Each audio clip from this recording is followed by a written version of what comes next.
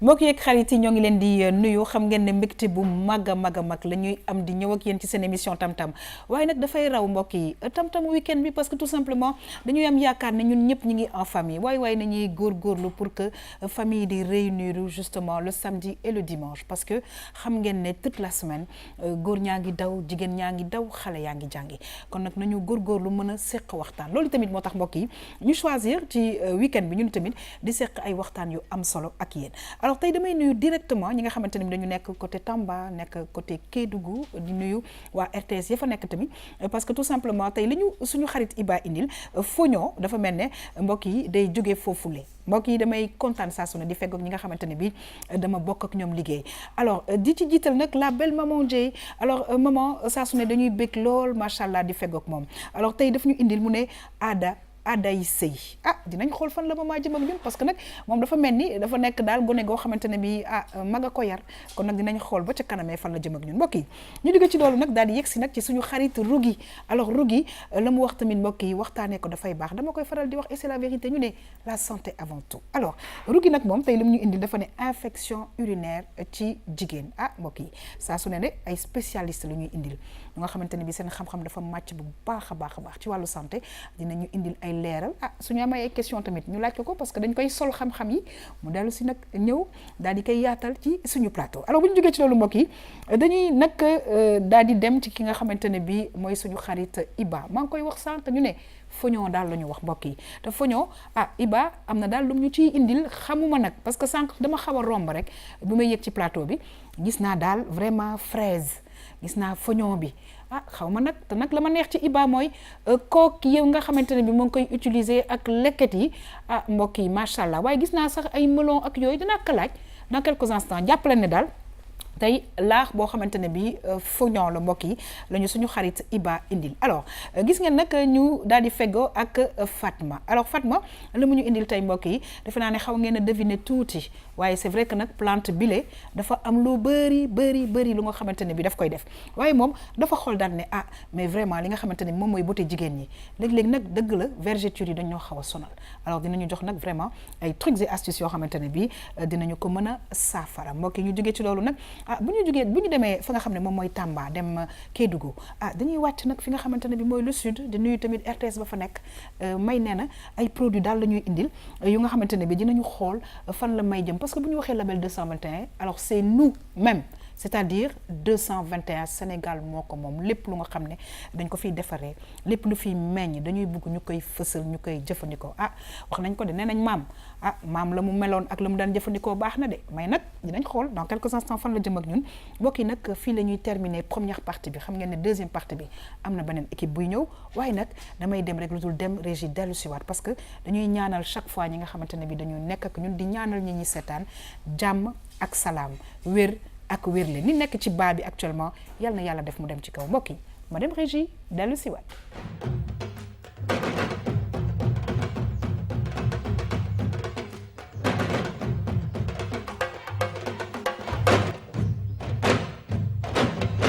waaw dañuy kontaan nag mbokk yi di feggo avec la belle maman Dieye alors maman mbirum aada yi nga xamante ne bii da nga ko indi jëmale ko ci biir sëy parce que yow ci sëy yi ngay waxtaanee te mu jar a waxtaanee parce que sëy yi la muy yëngatu bëri na mais dama am yaakaar ne comme ni ma ko waxee rek tey ci samedi bi nii dimanche ñu toog waxtaan maman indi benn sujet ñu waxtaan ci léeg-léeg dina am benn éveiller benn conscience et je pense que notre objectif c'est ça jàmm ak salaam maman maa ngi lay nuyu yow it di la dalal jàmm nag maa ngi kontaan ci yow yaa xam jàmm ak salaam boobu ñuy ñaan yàlla mu defal ñu ko yàlla nañu yàlla mutal ci seytaane donc yàlla nañu yàlla defal jàmm ak salaam may nuyu mbokk téléspectateurs yi nga xam ne ñoom ñoo ñuy seytaan safo la RTS 2 xam nga nag histoire de couple buñ ko waxee moom xel yëpp day dem ci couple yi te buñ nee samedi matin aussi couple yi ñoom ñooy xëy daal di lal seen basang ñuy toog ci table bi ñu def seen yu baax ñu waxtaan donc tey loolu moo tax ñu indi aada yi ci sëy aada yi ci sëy nag boo ko déggee depuis maam ba tey yéen a ngi dégg nit yi di wax aada yi dafa mujjee dem sax ba mélangé woog dëgg maanaam aada yi dañoo mujj dem ba xamatuñu lan moo ciy dëgg ak lan moo ci dul dëgg waaye lu mu ci mënti di doon mbokk téléspectateur yi dañuy ànd ak ñun ñu dem dékk suñuy micro ay mag ñu wax ñu lan moo waral aada yi ci sëy. waaw dëgg la nag mag mët naa bàyyi cim réew mbokk yi ñu ngi lay gërëm di la sant bu baax a baax waaye nag di dalal jàmm bu baax suñu xarit Rougui parce que nag Rougui macha allah dama koy faral di dégg léeg-léeg mu ne maa ngi dem reportage duma xam des fois dana dem CTO des fois dana dem Le Dantec des fois dana dem Albert Royer waaye hôpitaux wu Sénégal yëpp ak centre de santé yëpp RTS2 mi ngi leen di gërëm di leen sant di leen nuyu bu baax a baax parce que nag ay xam-xam la fa Rougui di dem di ko fa jëlee Rougui maa ngi lay nuyu toujours un très grand plaisir à chaque fois di fekk ak yow.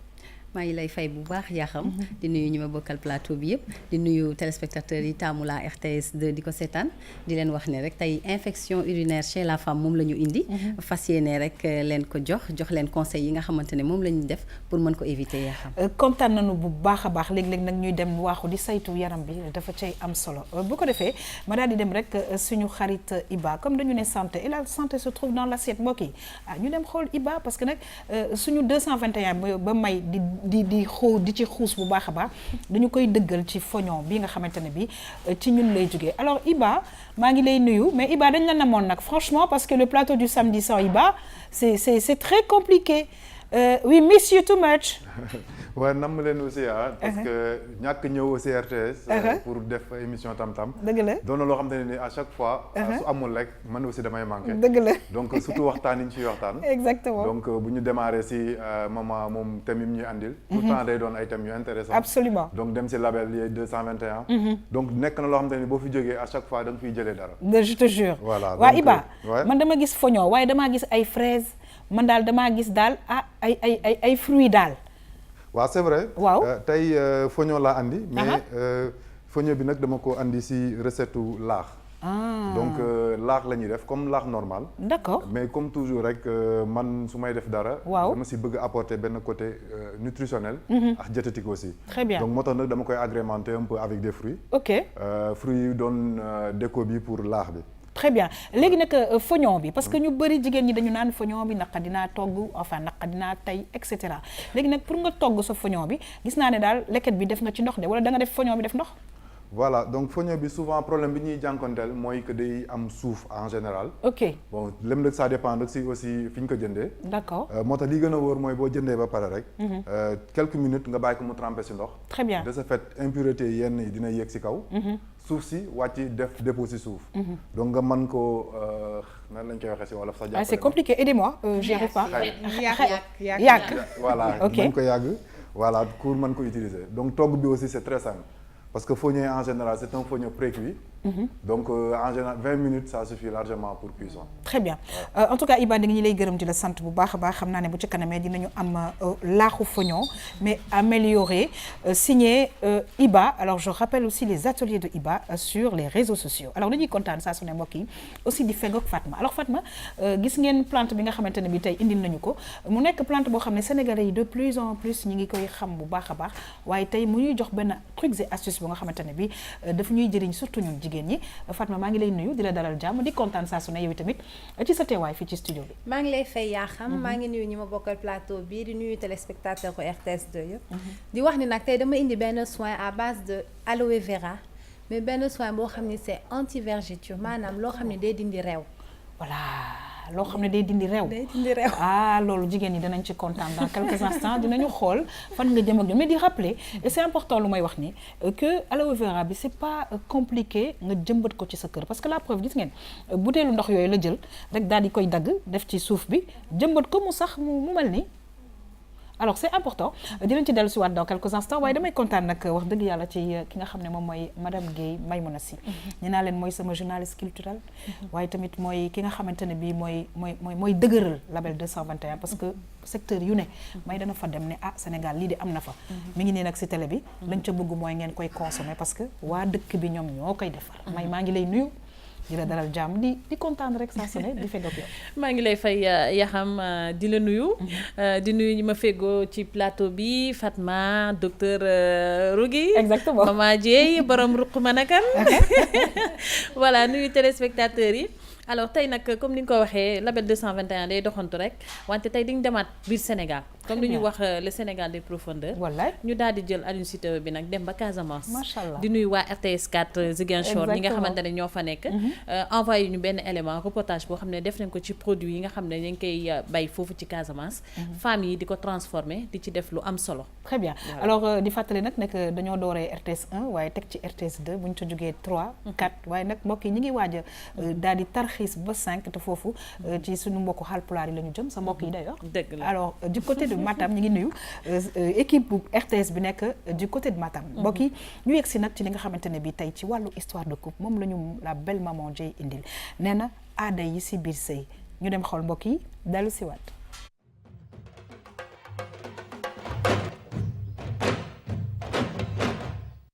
sëy moom bu la ci yàlla dugalee nga gis sa borom kër bëggante ak moom sëyal te yàlla tax sëyal ndax mag ñu jëkk ña daan nañu wax ne sëyal ngir bàmmeel waaye xale yi léegi dañuy seet si. bu ñuy muur jigéen fekk ni sa yaay musul muuru damay gis ñu ni dafa war a génn kër gi bu ñu defee ba toog di ñaan balaa ñëw yëkkati seet bi muy muuru di dem sa yaay dafay génn kër gi ba mu dem mu duggaat moo tax muur lu am importance la ci sëy. soo sëyee te yàlla tax ñaan fa njaboot gu barkeel te jigéen rek moo mën a waat ne fii ma jëm tey yàlla na man rek maa fa moo mën a waat ne yàlla na ma fay man maa fa mën a jur njaboot gu barkeel jigéen rek ko mën a wax.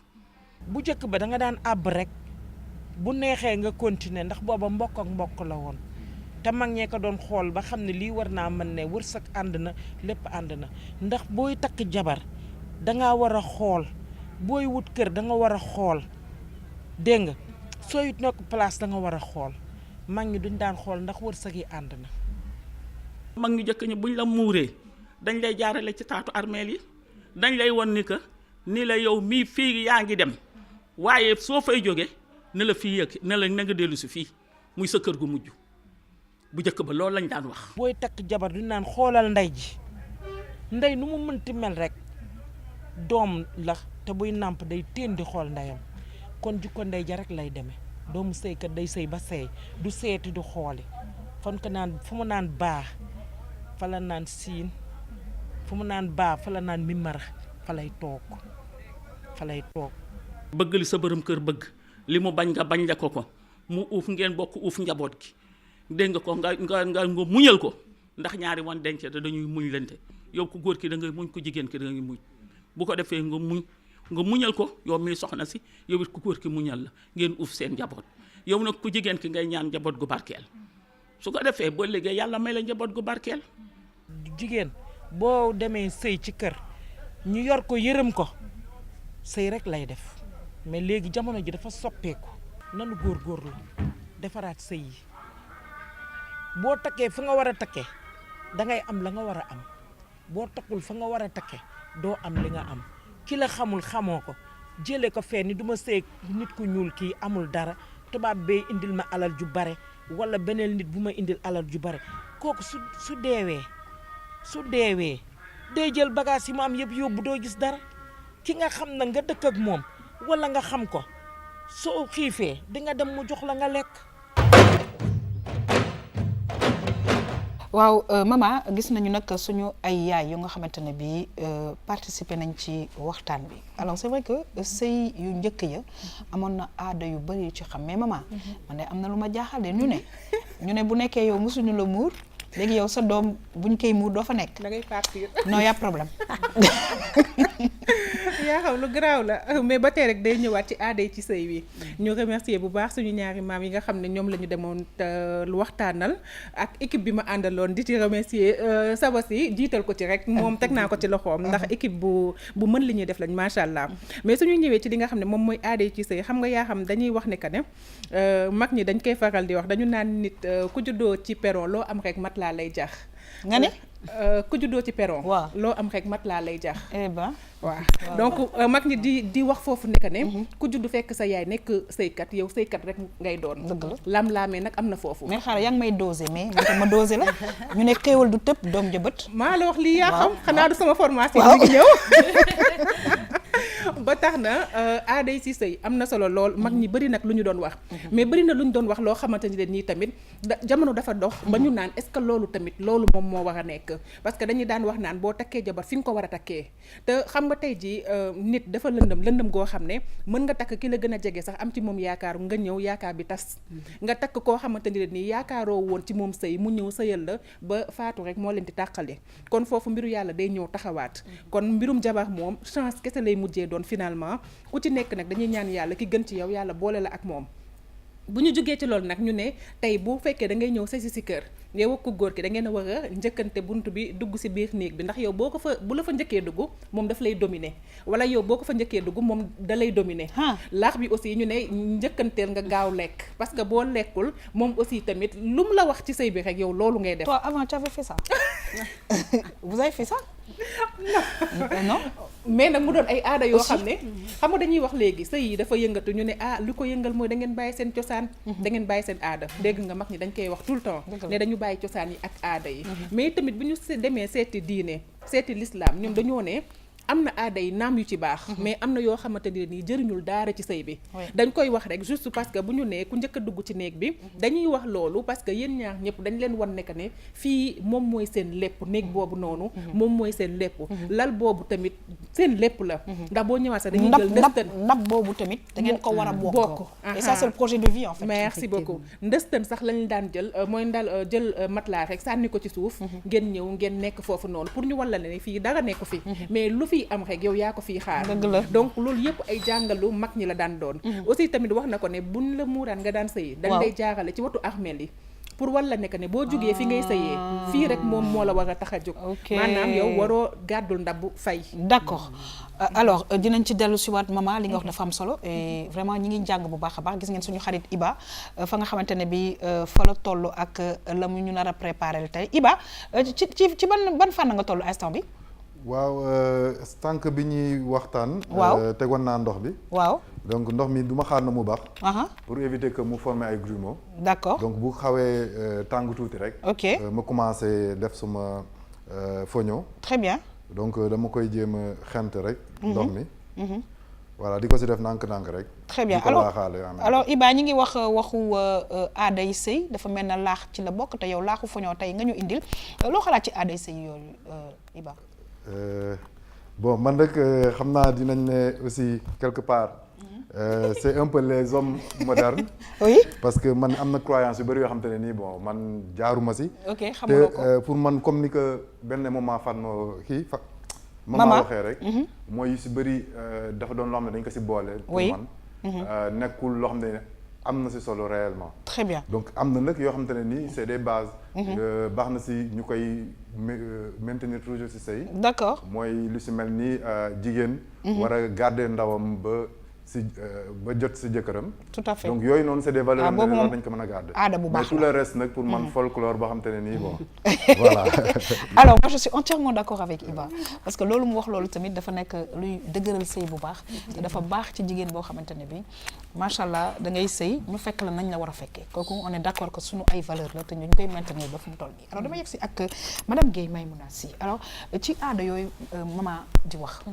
waral sëy bi pour man li tax mu am importance est-ce que xam nga lan mooy waral dañ lay préparer du noonu la pour nga dem sëy alors pour man lu tax mu am importance c'est pas cérémonial bi mais waxtaan nga cay am ci biir ak yépp bi moo ci am importance waaw am na solo bu baax a baax ni nga waxee sànq ne ànd nga ak Iba ci li nga xam ne jot na ko wax lu am solo la yaakaar naa ne yi ñuy wax ne ay aada la itam yooyu yëpp noonu la amee importance ci koo xamante ne day waaj ngir dugg ci biir néegu sëy ndax ñun Afrique dañoo amoon ba vraiment ay manières yu rafet maanaam di ñu naan de bonnes pratiques yoo xam ne ci la ñu jàngalee sànq jot nga see cof dara sax ba ci ndab bi nga xamante ne dañ koy teg ne leen yéen a ko war a bokk donc loolu jàngale la pour wax ne da ngeen war a partager lépp nëbboo warul am seen diggante ni ñu koy jàngalee ci ndab boobu noonu lañ koy jàngalee tamit ci yeneeni anam ba ci dugub bi nga xam ne moom la ñuy sotti ci loxo yi nga sottiwaat ñuy natt di sottiwaat loolu lépp ay lu ci nekk rek am na lu ñu ci bëgg a jàngal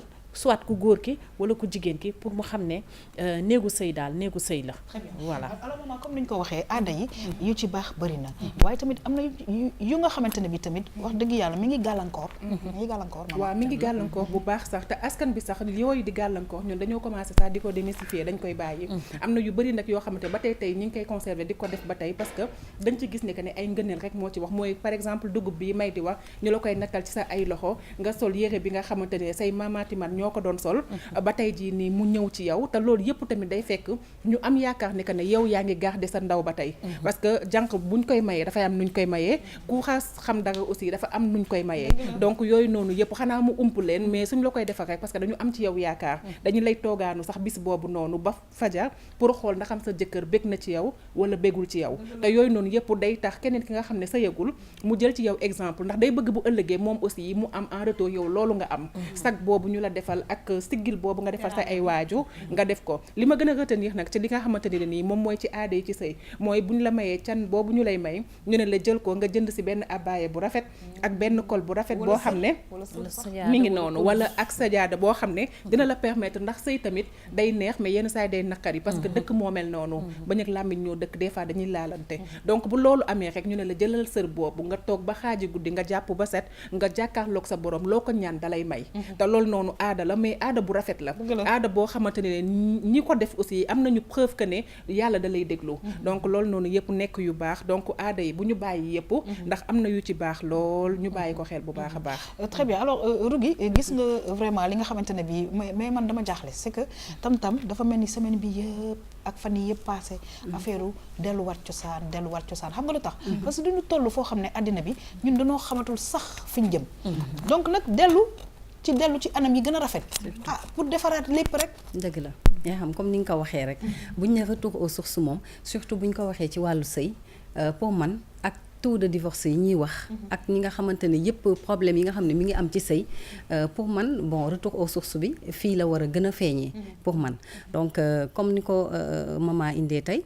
li nga xamante ne mooy muur ak conseil yi ñu lay jox comme yaa ngi koy wax léegi moo ci gën a am solo parce que bu boobaa day fekk ay kilifa ñoo nekk sa wet voilà bu ñu lay sang déjà say bàjjen ñi nga xam ne say maam lañ sa ay yaay sa ay tata donc ñooñu ñoo lay tiim di la conseiller te comme ni nga ko waxee conseil yooyu moo ci gën a am solo di la ñaax di la wax li nga fay fekk bu ko defee nag sa moroom yi ci boppam ñi ngi am na ci ñoo xamante ne dinañ ñëw teew topp yi daal voilà topp yeeg yooyu am ñoo xam ne tamit ñi ngi à l'écart mais ñi ngi dégg li ñuy wax wala ñi ngi xam ne yow mii ñi ngi lay yeb donc en plus que yi ñu lay defal xam nga am na yoo xamante ne tam ay muslaay ak ñoom seen c'est l'occasion que pour ñu defaral la ko pour que voilà effectivement ci suñu dëkk noonu la seet yeeg xale yeeg et cetera alors Fatma lan nga xalaat ci aada sëy aada sëy lu baax la lu baax rek la mën a doon mais man li ma jaaxal mooy Sénégal dañuy topp aada ba mujj bi dañuy jaawale aada ak diine des fois da nga gis loo xam ni day nekk aada ñu ne la impérativement da nga ko war a def parce que lii ak lii fekk ñoom fàtte nañ ni que lii aada la bokkul ci farata yi donc je pense que des fois aussi li nga aada bi nga xam ni baax na ñu jël loolu mais bañ di attardé wu ci aada yi nga xam ni perte de temps lay nekk du farata. Très bien alors li nga xam li tax may interroger kii ak kii parce que en fait c'est la jeunesse qui parle effectivement et voilà mais jeunesse bi aussi léeg-léeg ñu wax nu loo xamante ne bii tamit wax dëgg yàlla la mu wax mënees nañ ko téye parce que léeg-léeg ñu dem yaakaar ne ba religion la alors que religion bi c'est clair et net c'est écrit la ñu wax moom dara du ko dindi jaxasoo boobu ci am sax loolu moo waral suñu demee ci mag ñi ñu wax ñu dañuy demaat ci ustaas yi ñu wax ñu lan la ñu diine wax ba xam aada bi aada bu baax la mais nag li ma ci bégloo mooy que ne bëri na ci aada yu ma wax fii yoo xam ne bi ma demee oustaz bi dafa confirmer ne que ne loolu baax na parce que luy rafetal la lu baax la mais li faat ma wax aussi tamit dafa doon lu am solo maanaam loolu buñ ko def loo xam ne dañuy jàpp ne buñ ko deful suñu sëy du baax ba dafay nekk di jouer sax ci suñu psychologie dañu naan lii moo tax ba bu ñu déggee léegi tas yi sax dañuy wax lépp naan li ngeen bàyyi seen cosaan moo tax ok du loolu nit yi ñoom ñoo changé ñi amul démb ñoom ñoo amul tey wala boog bu amee ñi ci am bëriwul parce que dañ naan bu ñëpp yemoon am ñu gedd seen cër donc am nañu baax ba tey mais nag fan lañ koy gisee alors am na benn boo xam ne jàpp naa ko te je pense que da ngeen koy jàpp bu baax ñu ne banc da ngay toog ci ban comme ça nga toog ci biir sëy bi kon nañu wut ay banc yu bëri man de commencé naa ko en tout cas maman dinañ lay gërëm di la sant bu baax a baax kon nag dinañu toppaat li nga xam ne moom mooy ADC ci boroomi xam-xam boroomi diine bu ko defee ñoom itam dinañu wax lan la ci diine wax tout simplement. alors mbokk yi dañuy xus nag daal di yegg si ci li nga xamante ne bi moom mooy conseil santé ànd ci ak suñu xarit Rougui mu ne infection urinaire ci jigéen mbokk yi ñu dem xool dellu si waat.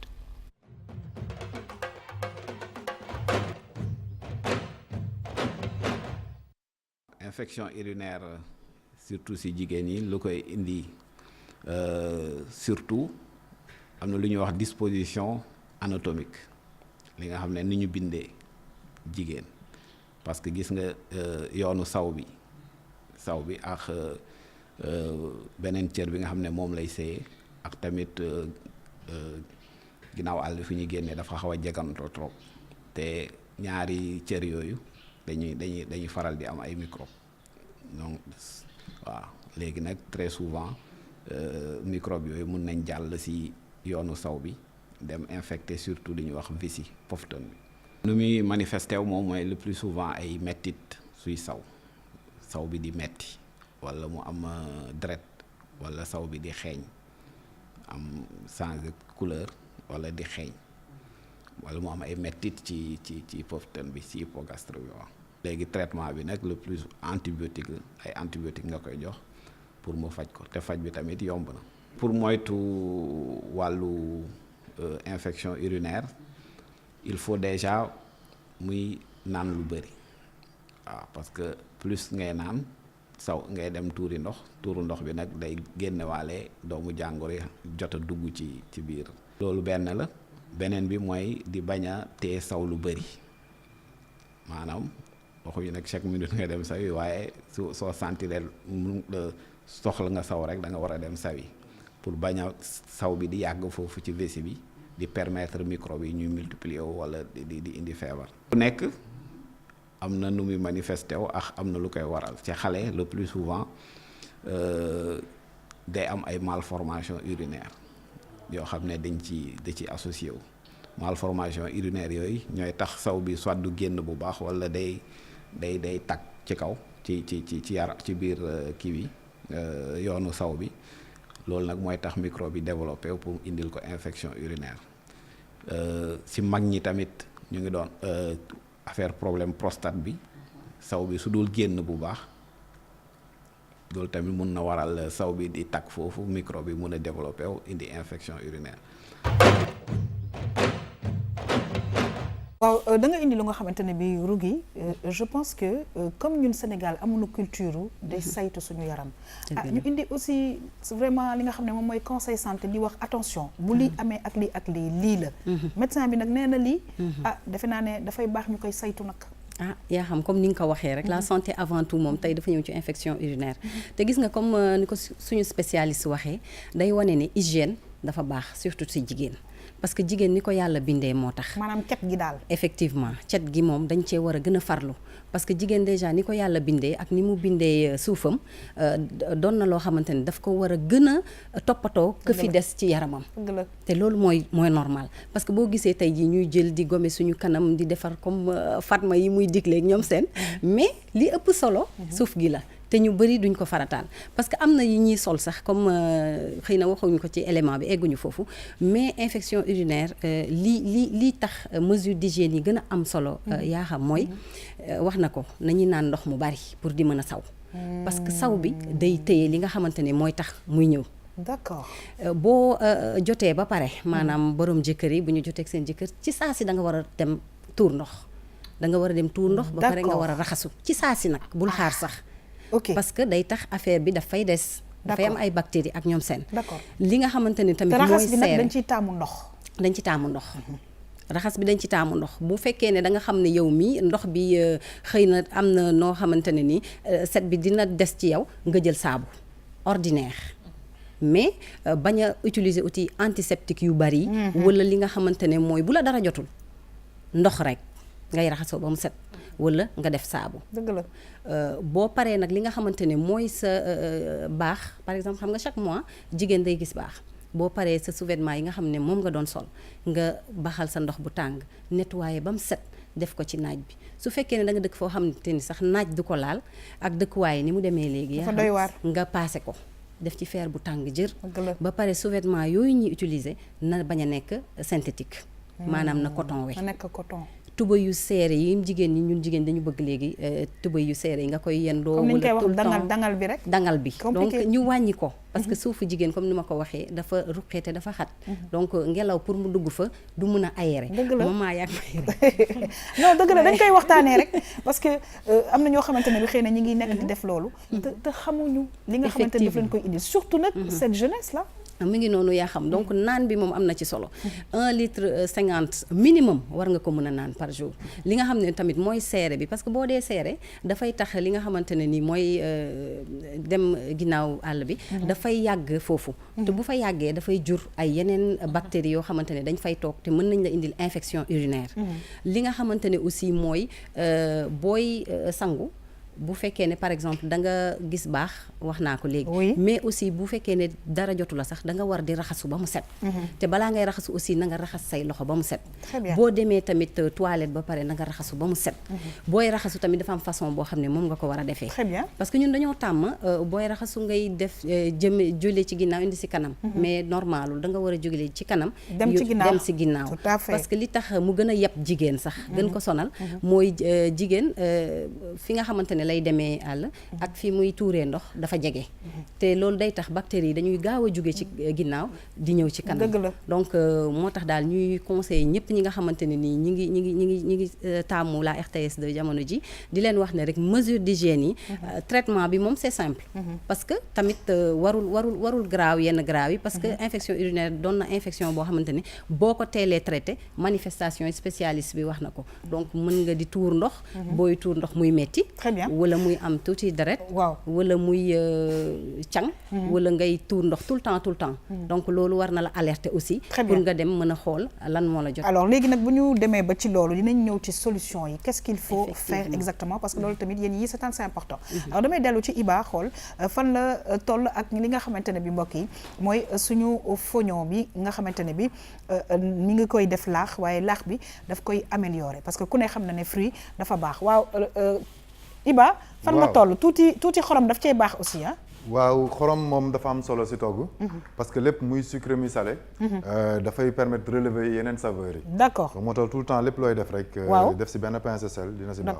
d'accord léegi nag Iba fan nga toll nii parce que dafa mel ni laax nga ko waaw léegi nag da ngay xaar laax bi ñor voilà moom laay xaar mu ñor donc bu ñoree nag comme fognon dafa doon loo xam ne ni amul gluten d'accord donc day am texture boo xam ne ni day xaw a friable ok donc pour que ñu am texture vrai laax waaw donc après banane bii nag laay utiliser écraser ko waaw donc mélanger ko ak pâte bi mais day fekk laax bi sedd ba pare donc déjà dina ko jox benn saveur sucrée waaw aromatiser ko en même temps très bien alors Iba merci ci tuyaux yi nga xam ne yaa ngi ñu koy jox Iba parce que maman Dieye gis nga ne que mais Iba il est extraordinaire parce que fognon bi indi na ko ak fruits yi nga xam ne daf koy àbb xam nga tax ma wax la ko dañoo tàmm léegi dimanche bu jot nga def laax te léeg-léeg monsieur yi dañuy sonn ci laax caakri fonde laax caakri fonde ak nëtëri déggoo mu koy def ma ne lii dina baax ci sama Mouhamed bi xam dafa baax ci xale yi baax ci mag yi aussi tam te comme li Rogi di waxtaanee léegi sax day baax des fois xam nga boo nekkee ak sa jëkkër ba benn heure bi julli fajar war a jot ak affaire yooyu noonu nga jug defar yu mel nii ba mu tàng nga ñëw jox ko ko yaa wax loolu julli fajar waaw julli fajar bi bu jotee j'adore les Sénégalaises nga jug jox ko lu tàng jër j'adore les Sénégalaises non loolu da koy kii su ko defee xam nga lu mu kii woon ci guddi gi après day ñëwaat day nekkaat en forme déjà suba teel bi noonu nga jug war a dugg ci waañ bi bu jullee rek ba pare nga ñëw tegal ko nii si bunti si ay ko mujj sénégalaise tey nga xam ne lépp dëgg la mais par contre yaa xam Rogi tey tamam bi dafa am solo torop mais lenn rek laa si bëggoon bàyyiloo xel jigéen ñi mooy que ne tout le temps da nga leen di gis yenn affaire yi ñuy jaay ci marché bi pour neexal sa sëy pour neexal yow sa bopp mais nit yàlla mënu la bind ba pare nga mën a dolli sa neexaay loolu mënta nekk c'est impossible li nekk si yow nekk na ci yow ba pare li ci des protocole lay doon rek mooy sa jonge sa set sa yi ngay àndal pour neexal sa sëy mais pour nit jëlee fële affaire jox la ko mu neexal la non loolu c'est pas possible non yooyu da lay yàq rek non mais écoute tu as raison vraiment de souligner ça maman parce que dëgg la léegi lu ne ngay dégg est-ce que baax na pour santé il faut que loolu tamit ñu dellu si waat ci parce que ça peut être dangereux non seulement pour la femme mais ça peut être très dangereux aussi pour l'homme alors Rougui dañuy dellu si waat ci infection urinaire bi ñu indil tey donc gis nañ symptômes yi et tout mais léegi bu demee ba nga xamante ne bi affaire bi yegsi na ci jigéen bi lan lay def boo demee ba nga xamante ne nii li nga xam ne mooy infection bi jàpp na ko yaa xam c'est pas compliqué bu fekkee ne grawul trop maanaam bu fekkee ne amul fièvre bu metti boo xamante ne wala rein yi dem ba nga xamante ne am na taab parce que bu demee ba yàgg nga koy fenatal wala yooyu comme symptômes yi ñu wax muy am nga di ko kii mën na dem ba aggravé wu bu boobaa dañ lay hospitaliser mais su fekkee ne grawul ba nga xamante ne ni yow ba nga ko yëgee les premiers signes rek dem nga consultation ñu xam ne lii infection urinaire la antibiotique rek lañ lay jox. Très bien. mu faj ko. ba pare ne la nga respecté mesure d'hygiène yi. ngay raxasu ba set. di raxas sa kanam ba mu set. di respecté li nga xamante ne tam mooy naan ndox mu bari. pour évacuer li nga xam ne mooy bactérie bi mu gaaw génne ci sa yaram. Très bien. boo safee saw nga dem sawi. Très bien. tout le temps bañ a garder foofu li nga xamante ne mooy dem ginnaaw kër yi wala di dem tuur ndox. yooyu moom nit ku dara jotul sax war ko def. Très bien. waaw boo amee envie rek da nga war a dem. Très bien. Alors Fatma ak May li ñuy wax mooy ci wàllu wi ngay def yow li ngay wax beauté ci wàllu santé ci wàllu lépp il faut qu'on insiste sur le fait que nit yi dañu war a naan dañu yàlla bindul ndox comme ça dañu war a naan mais malheureusement sama genre yi boo ndekkee ngay naan genn wàllu kaas nga añ naan genn wàllu kaas balaa ngay tëdd naan benn kaas et ça te fait même pas 1 litre d'eau alors que war nañu au moins au minimum moi je vais aller jusqu'à 2-3 litres d'eau par jour c'est ce qui est normal. Bien sûr dañu war a naan te en plus dañu war a naan dans la journée de manière espacée parce que li si ëpp nag yaa xam des fois bu ñu naan dañuy dem ba guddi on se rend compte que naanuñu presque journée bi yëpp ñu taxaw en fait man des fois def may daal jël verre toog di naan nga ne tey naanuma di naan après toute la nuit da ngay jóg di dem di tuuri ndox ci douche bi ak yooyu alors que médecin yi sax dañ koy tere booy naan da ngay naan environ 2 litres par jour de manière espacée. Alors li mu wax dama ciy dellu si waat parce que dañu ne da ngay naan laata ngay mar il faut que nit ñi comprendre loolu da nga war a naan laata ngay mar c'est ça qui est normal en fait. Ah, absolument c'est ce qui est normal parce que nee nañ boo demee ba instant bi ngay xalaat ne naanuma rek nee nañ c'est trop tard sax déjà parce que c'est le cerveau qui t'envoie qui te dit ndox nee nañ instant boobu sax baaxul donc nit ki waroo xaar ba mar ngay door a naan surtout nag en temps de fraîcheur bu sedd bi ñëwee wala mu nugg wala yooyu parce que doo mar donc nit ki moom mooy discipliner boppam yar boppam ak surtout xale yi tamit di leen koy tàmmal maanaam espacé toutes les 2 heures jox leen ndox ñu mar ñu ñàkk mar ñu daal di naan parce que ndox baax na te day raxas yaram bu baax mais soo ma mayee je sais pas si je peux donner quelques astuces parce que sujet bi mu indi am na solo lool te comme ni ñu koy waxee rek tam-tam bi moom waxtaan la ak sottante xalaat dégg naa for naa ci wéyu béy ñu ne citron bi ngay gis nii baax na trop c'est acide mais boo ci naa ki jëlee tuuti nga def ko ci ndox ndox bi nag mooy ëpp mës naa ko dégg waaw c'est vrai da koy dindi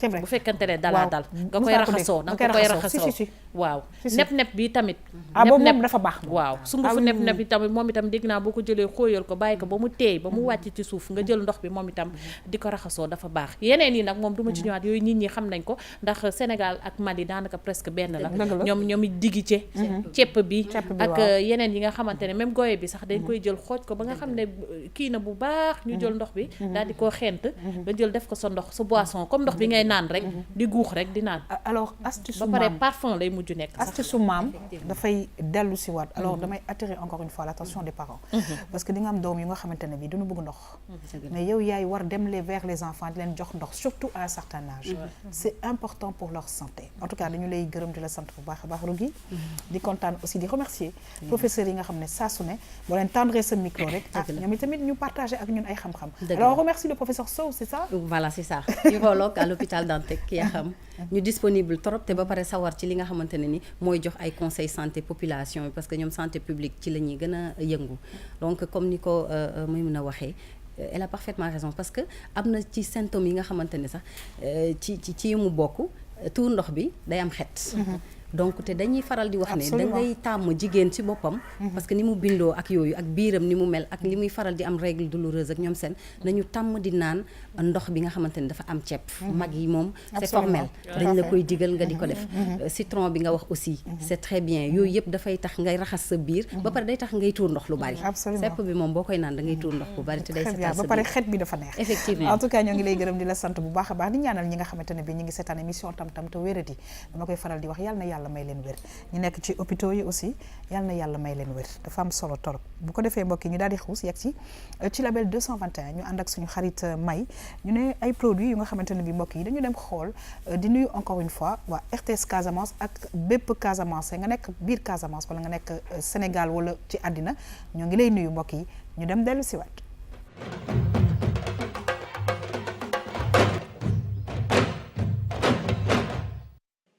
ci menu bi ci journée dégustation bi nag ñu jàpp ay gâteau ay jus de fruits waaye tamit ay plats yoo xam ne daal produits locaux lañ ko defaree. pour dégustation yi dañ leen won ni meññeef yi ñuy def dégustation surtout pomme d'acajou bi dañ koy def brochette loolu ñu bëri xamuñu ko fii te boo ko dégusté bu boobaa suñ la newul pomme bi la da ngay naan xëy na yàpp la te du yàpp mais pomme bi la mais tey ku ñëw dina gis lu ñuy dégustation yi ñu fi def ci sunu produit yi ñuy liggéey am na fi jus de ditax am na fi jus de gingembre am na fi jus de tamarin am na fi jus de citron am na fi ay confiture mad salé et pimenté am na sucré. ci biir activité bi jigéen ñi nga xam nag seen yëngu-yëngu bokk na ci transformation produits locaux seen bëgg-bëgg mooy ñu invité ñi nga xam ñoo yor hôtel yi ak restaurant yi bu ko defee ñu utiliser seen produits yooyu. ñi nga xam ne ñu ngi ci wàllum jus yeeg sirop yi ñi nga xam ne borom jardin yi la parce que toujours seen ñoom li ñuy borom jardin li ñuy liggéey ñu nit dañ ciy liggéey parce que bu ñu béyee ba di ko jaay bu ñu ko jëndee aussi dañ koy jël transformer ko restauration tamit lu ñuy jëfoo yëpp dafa mel ni borom jardin yi ñoo leen koy jox ñun nag lu ñu namm di ci def mooy ni ñu lëkkaloog ñoom ñuy jëndante ci sunu biir jënd ak jaay mu nekk sunu biir su ko defee mu nekk gagnant-gagnant. chambre de métier bëgg-bëggam mooy mu daal di jàppale jigéen ñooñu bu ko defee seen produit daal mu gën a jëm ca kanam activité boo xam ne daal dañ ci ami koppar te dañ koo war a sax encadré.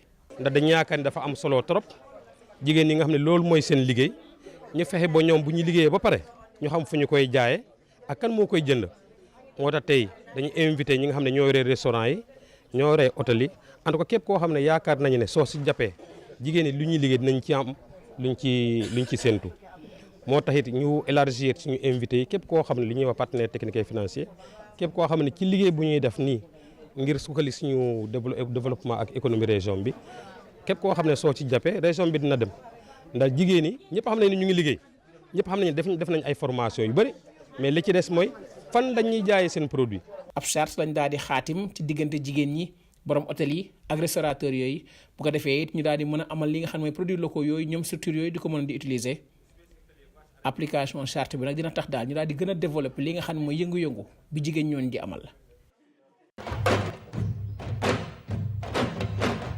ay gis nañu produits yi gis nañ et surtout mix yi am ci produits yi ñuy defar. waaw comme ni nga ko gisee reportage la boo xam ne Abdoul Aziz Ban bu RTS 4 Ziguinchor moo ñu ko envoyé ñu koy remercier au passage ñoom tamit ñu ngi ñuy seetaan foofu bu baax a baax ni nga ko waxee nag gis na produits yi am na anacarde bi nga xamante ne ñëpp xamee nañ ko zone Casamance bi am na également li nga xam ne mooy mangue bi ak yeneen produits yoo xam ne dañ koy utiliser def ko sax ay gâteau gis ngeen gâteau cœur boobu nga xam ne Casamance lañ ci bind ñoom nag ñu ci woo ñi nga xam ne ñooy hôteliers yi ak surtout ceux qui sont dans la restauration. Tout à fait. Parce que Casamance ku ko wax xam ne grenier la te bu ñu ne grenier mooy foo xamante ne pepp daf fay bëri mooy foo xamante ne ay fruits daf fay bëri mooy foo xamante ne daal li ñu fay bay daal ci ay ni ñu koy waxatee sax meññeef day bëri lool donc ici le sujet ak wala la question c'est vraiment comment faire pour gagner li nga xamante ne mooy le défi de la transformation. Absolument. waaw parce que boo xoolee yaa xam bu ñu sukkandikoo ci ay études yoo xam ne def nañ ko ci 2018 mooy daaw. waaw nee nañu par exemple boo jëlee mangue bi lu toll ci 40% production bi dafay yàqu. wala lu ko ëpp sax effectivement rawatina variété bi nga xamante ne moom la ñuy wax mango kent bi day yàqu li nga xam ne mooy anacarde bi pomme bi ak xoox bi nga xam ne dañ koy utiliser daanaka lu toll ci 50 000 tonnes dañuy produire par année. Donc xoolal loolu yëpp nga xamante ne genn wàll bi sax par exemple duñ ko mën a jël utiliser ko pour ñu jëriñoo ko loolu je pense que c'est un problème. Tout à fait. Donc atelier bi nga xam ne organisé wuñ ko woon fële ca chambre des métiers bu Ziguinchor amoon na solo lool ndax association femmes yi nga xam ne dañuy yëngu ci transformation ñoom ñoo ko defoon.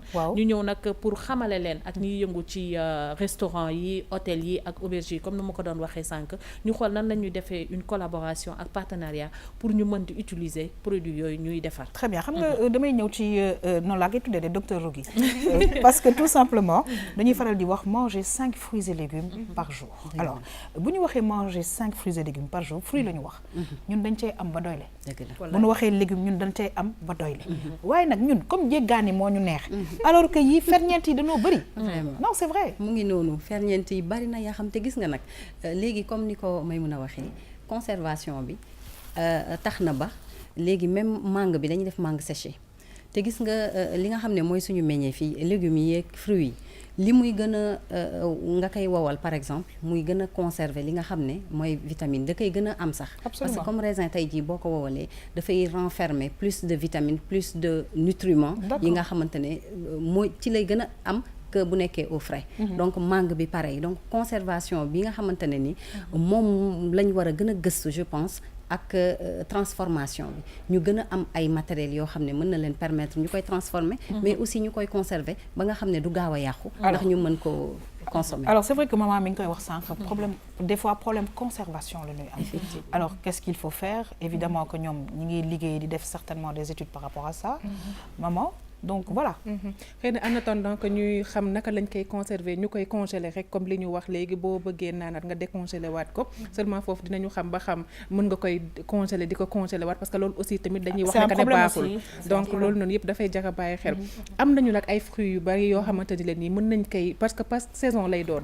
mais man fi may waxee tuuti rek mooy xale yi nga xam ne dañuy dem ci école yi. bu ñu demee dañuy jaay ay mango ay ditax yëpp ci buntu école bi suñu jëlee pause dañuy dem di ko jënd.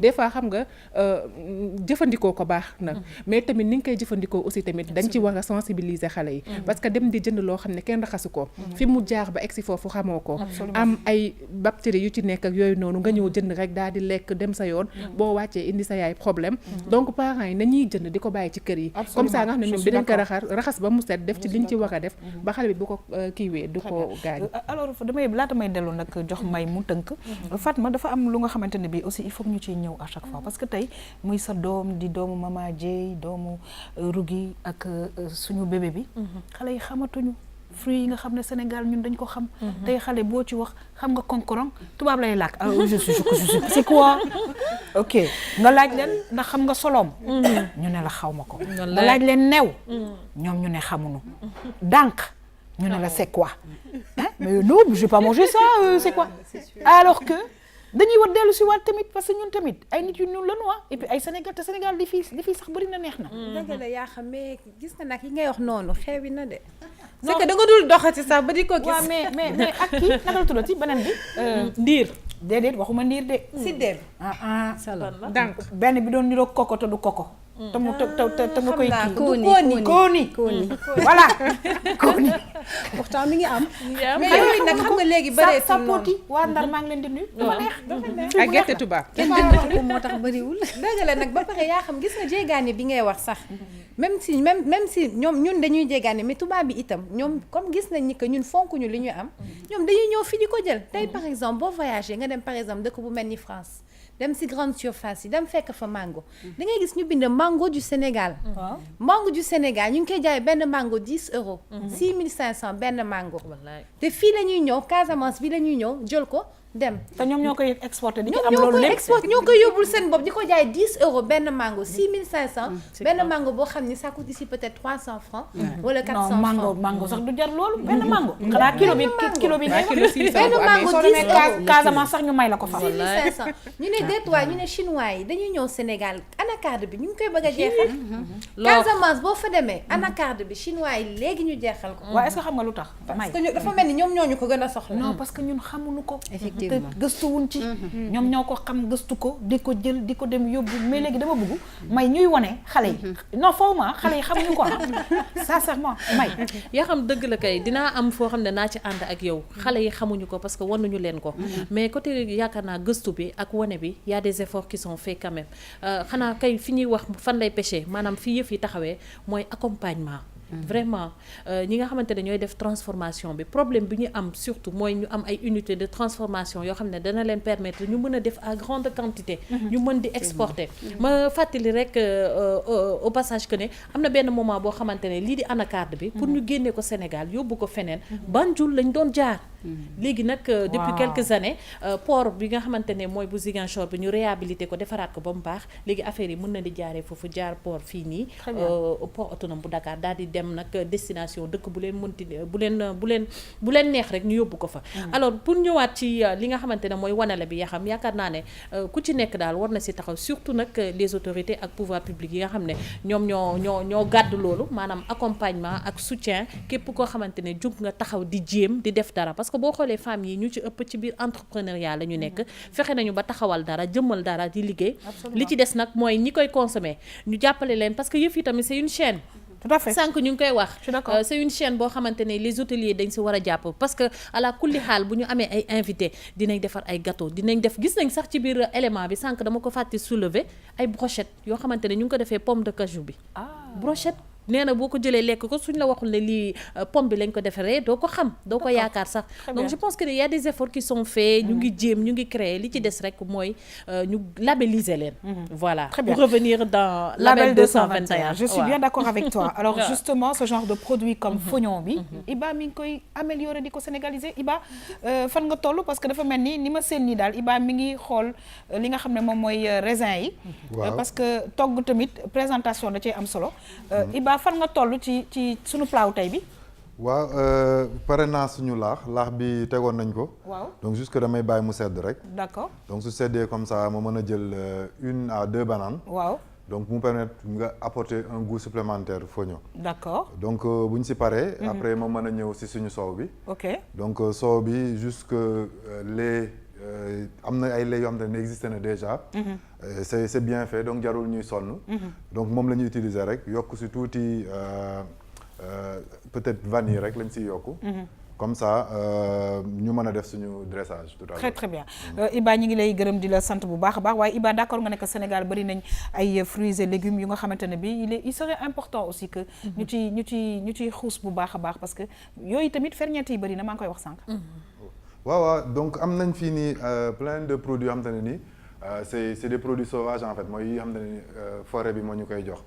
mais la difficulté bi des fois moom mooy arriver à trouver des recettes yoo xamante ne nii mën nañ ko utiliser. d'accord donc souvent difficulté bi mooy loolu. ok am na nag ñu siy liggéey du si mel ni ay ITA ñoom ñu ngi si. mais lii des nag moom mooy que recettes yooyu noonu accessible mu doon loo xamante ne nii ñëpp dinañ si mën jot. mën ko def facilement. donc man nag moo tax nag si kii principe boobu laay doxee aussi. d'accord chaque fois damay essayer utiliser benn produit boo xam ne xamuñu ko woon. donc pour mettre ko en valeur. très bien mu méngoo ko jamono.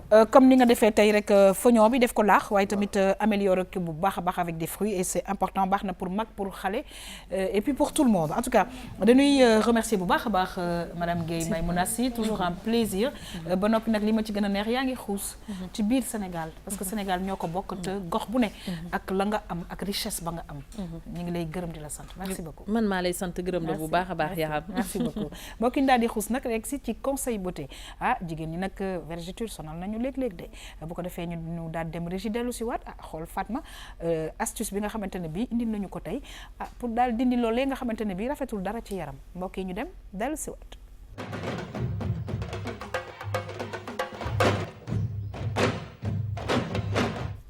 waaw ñi ngi nag fas yéene xool lan la Fatma indil ci ñu ci wàllu vergeture waaye aloe vera alors Fatma li may dooree rek mooy nekk na plante boo xam ne ku ne war na ko am sa kër te nag jëmbat ko jafewul parce que nii ñu gis nga ko defee nii ak dëkkuwaay ni nu xate am naa yaakaar ne même ci appartement yi mais mun nañ fa jëmbat aloe vera bi.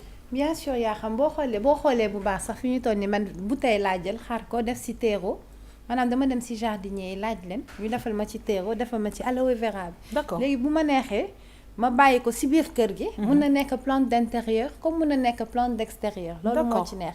donc bu la neexee mun nga ko bàyyi ci biir kër gi. bu la neexee mun nga ko génnee ci biti. ok donc bu fekkee ni da nga nekk ci benn dëkk sax boo xam ne climat bi day varier lu bare. comme dëkk yi nga xamante ni day sedd di am neige ak yooyu mun nga ko def plante d'intérieur. nga bàyyi ko ci biir kër gi comme ça du yàqu. très bien comme ça du yàqu. alors day faj lu bari nag. waaw day faj lu bare lu bare lu bare. ba pare déjà originam. mun nañu wax ni que en fait da doon au début il y a plus de 5000 ans. oui donc au début dañu gis ay traces su aloe vera en Égypte. ci Égypte ancienne ak yooyu. parce que dañ ko doon utiliser di ko fajoo. ok mais fi ñu ko njëkkee remarqué efficacité bi mooy Japon. parce que japonais yi après guerre bi. après bombe yi Hiroshima ak Nagasaki. waaw nit ñi dañoo lakkoon. dafa bëri woon ñu feebaroon am ay góom am ay lakk ak yooyu ay problème de peau. donc nag ils se sont rendu compte que ñi doon jël aloe vera bi di ko diw ci seen lakk yi ñoo doon gën a gaaw a wér. donc mu indi ñu koy gëstu di ko gëstu ba espagnol yi itam jël ko yóbbu ko Amérique. d'accord ñu koy gëstu mujj bi nag ñu gis ni que aloe vera day sax ci dëkku Méditerranée maanaam mer Méditerranée. dafa nekk benn géej boo xam ni dafa tëju. oui donc Asie. moo ko seex ak Europe ak Afrique. d'accord donc aloe vera du doon sax ci carte de ah.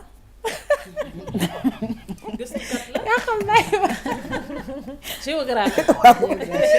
donc aloe vera si au bord de la Méditerranée da doon sax moo tax nag mu tas ci continent yëpp. très bien donc ñun aujourd'hui li ñu ci mën a def comme tu le dis. pour revenir à ta question yaa xam li ñu ci mën a def bari na am na ñoo xam ne dañ ko def jus.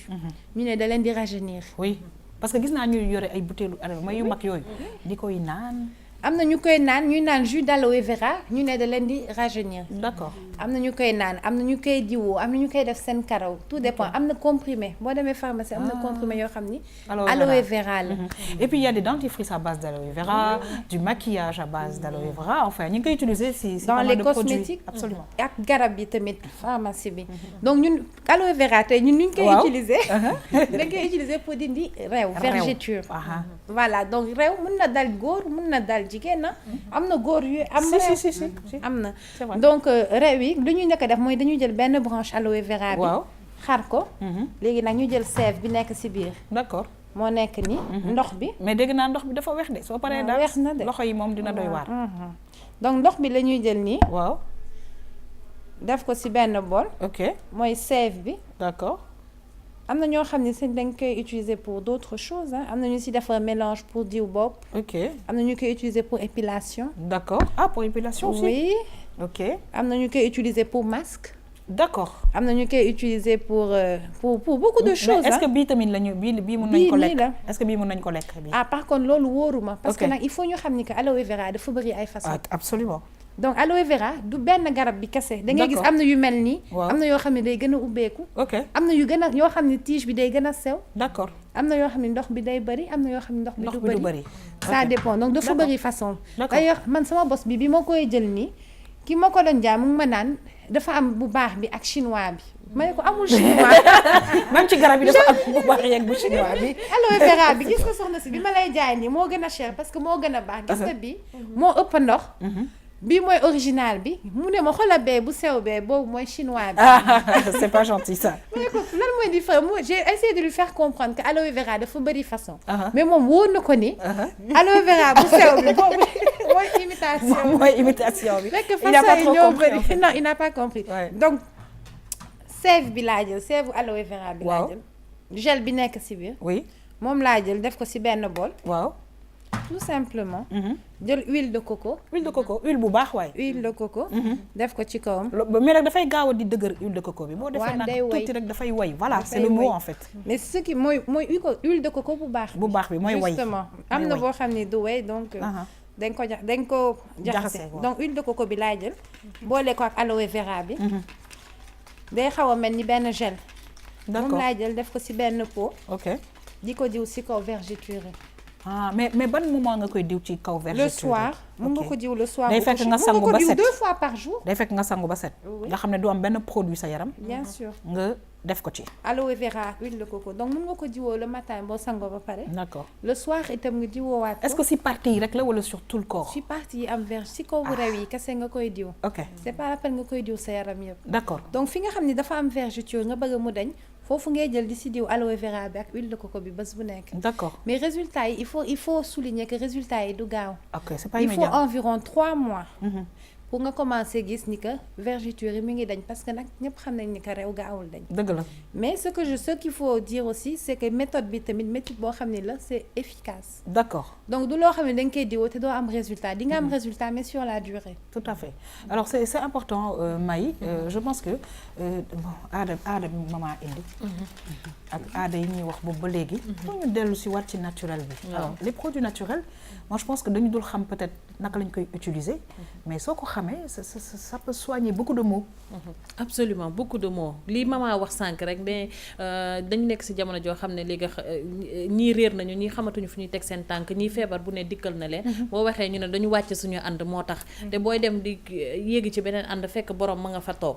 donc suñu delluwaatee ci cosaan comme ni nga ko waxee rek dinañ gis yaakaar naa solution yu bari. maa ngi seetaan keroog barki démb ñu ngi indi fii bi def aada. oui gis nga déjà turam bi rek ci boppam mu ngi delluwaat ci aada. c'est-à-dire c'est aada. waaw aada. donc am na solo yaa ngi koy wax sànq nañ delluwaat cosaan waaye delluwaat cosaan ak tamit delluwaat ci li nga xam ne moo ñu wër parce que xam nga xam boo xoolee dañu naan doomu aadama li koy faj soriwu ko déedéet garab nee nañu garab mooy yu ci bëri bi nga xamante ne mooy nekk sa environnement fi nga dëkk lu lay metti lu ne garab mu nga fa boo xamante ne boo xamee nañ koy jëfandikoo ak nañ ko war a defee dana la faj ba jàngoro boobu deñ très bien léegi nag man damay bëgg laaj Fatma c'est-à-dire lii nii comme parce que yow d'habitude yow moom xamoo conserver dara yow lu mu defar nii rek danga koy def après la ca des moom dama koy sànni kon bii tam si laa dëkk déedéet non mais bii su bëggee ko bàyyi man mun naa lii de waaw dinaa la jël ko bàyyi léegi non bii doo ko sànni bii mun nga ko bañ a sànni bii mun nga ko conserver sans problème te du def dara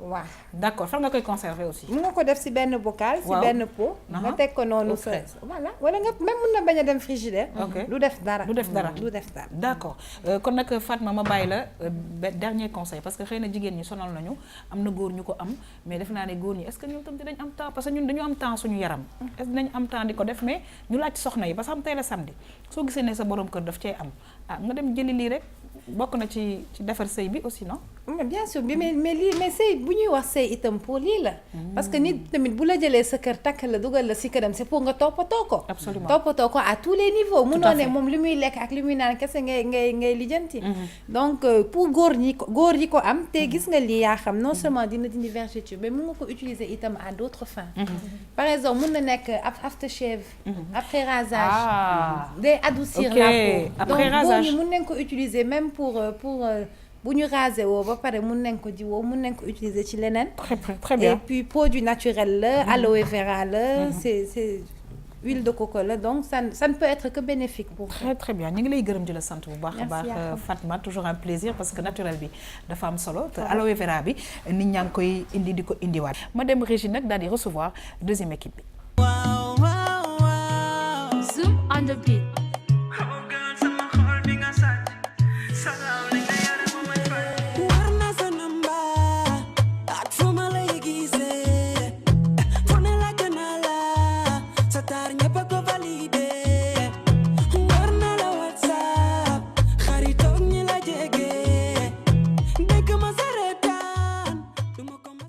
waaw dañuy kontaan ci Mokhtar bi nga xamante ne bi Mbàkke la dëkk waaye nag Michael Souma jot nañu ko indil fii ci sunu plateau en tout cas damay kontaan mbokk yi vraiment ci tam-tam week-end bi di recevoir deuxième équipe bi alors damay commencer par nuyu la grande Saint-Louisienne elle c'est Khady Didi alors Khady c'est toujours un très grand plaisir di feggoog yow te nag comme da ngeen bëri teraanga waa Ndar maa ngi nuyu képp ku nga xam ne yaa ngi Ndar saa su ne rek macha allah da ngay ànd ak ñun mais boo yegg si doo ñëw les mains vides xam man bëgguma torop loolu tu viens toujours avec quelque chose en tout cas Khady ñoo ngi lay nuyu di la dalal jàmm c'est un plaisir de te recevoir. plaisir partagé yaa xam nee naa la damay yàkkamti samedi ba bokk ak yow plateau bi kontaan naa torop sa jaune rafet na.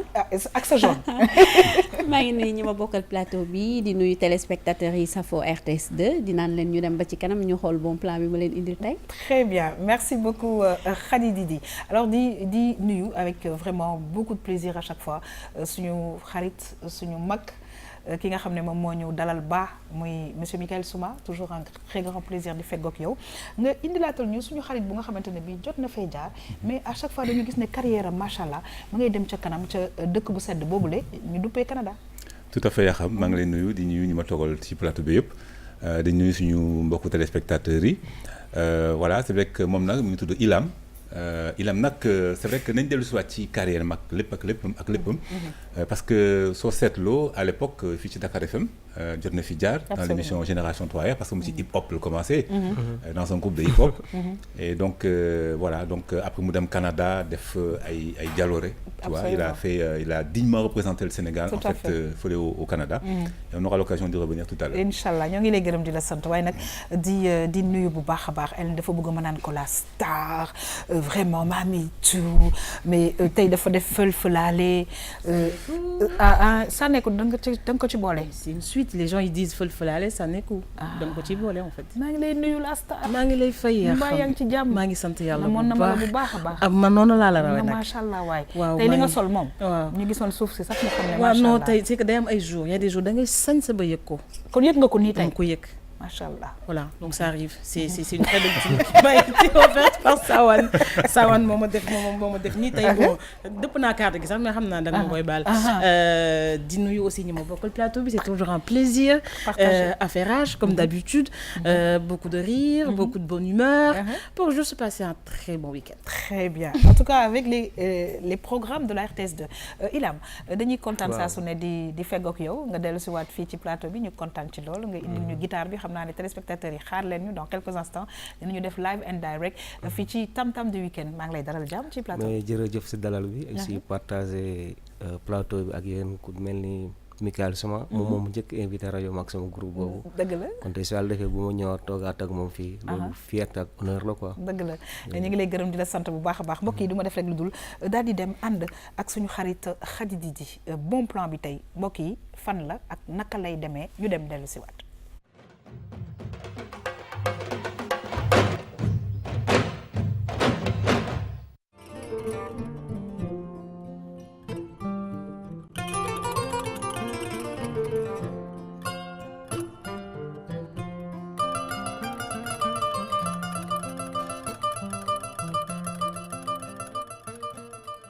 boo demee dans les régions dañuy pël yaa ngi rat souvent meew yi bu baree dañ koy sànni alors que mën nañ ko jël defar ko confiture dina dimbali mère yi tamit baax na pour suñu doom yi. lii kii la vinaigrette de bouille nag souvent nag damay jël bouille def ko vinaigrette def ko mayonnaise ça n'a pas beaucoup de matière grasse te le bouille sa baax na ci yaram suñu maam yi dañ ko doon jëfandikoo bari na calcium. potassium magnésium moo ëpp vitamine C orange moo ëpp calcium meew mën naa par exemple ñi nga xam ne dañu am intolérance au lactose mën nañu jël bouille bi c'est des épices la tamit pour barbecue à base de bissap thym ail coriandre laurier yooyu yëpp daa mixé yëpp jaxase ko def ci bissap cake de ñebbe chocolat ak maïs léegi aspect bi nag dama bëggoon changer couleur bi surtout pour les enfants parce que pour nga lekk loo xale yi il faut que ça soit une belle couleur et une couleur bu ñu xam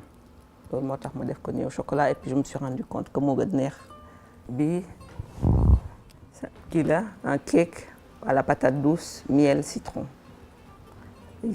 parce que comme par exemple man je me suis rendu compte que bu ma defee patate douce bi noonu rek sama doom bi du ko lekk donc d'où j'ai eu l'idée nag def ci tuuti miel pour le côté acidulé du produit.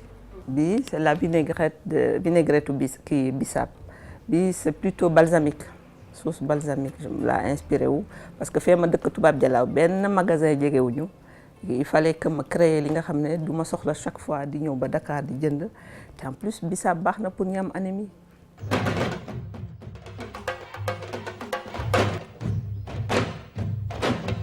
Alors c'est vrai que Khady Didi on en parlait tout à l'heure produits yi nga xamante ne bi ñun ñoo ko moom alors tu vois comment ñu ngi koy valoriser di nuyu képp ku nga xamante ne bi yaa ngi dëkk fële ci tubaab jalaw ki nga interviewé sànq moom fa la jóge di remercier Lena nga xamante ni moom moo def sujet bi Khady créer sénégalais yi macha allah la ñuy créer ci fànn bu ne bëri na. waaw bëri na yaa xam léegi moom créer yi bëri na ñëpp ñu ngi gëstu si partie lekk bi comme si partie booy diwoo wala leneen lépp rek nit ñaa ngi ciy gëstu parce que Suzanne moom tey daf ñu indil li nga xam ne à base de ñebe lañ koy defee en général ñun xamuñu loolu ñebe en général dañ koy togg si ceeb bi wala ñu def